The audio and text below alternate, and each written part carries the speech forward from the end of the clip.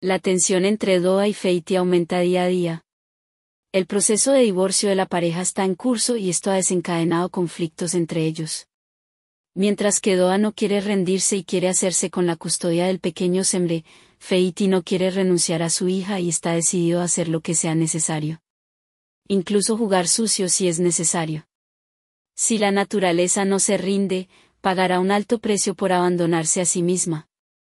La situación es muy delicada y todo podría estallar el próximo viernes.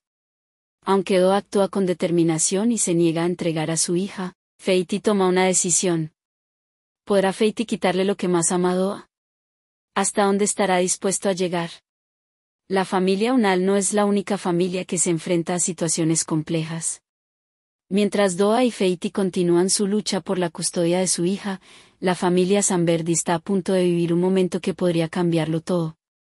La verdad está a punto de salir a la luz porque Neirin ya no puede soportar el peso de un secreto que ha guardado durante años. ¿Podrá finalmente decirle la verdad a Ebru? Mirar.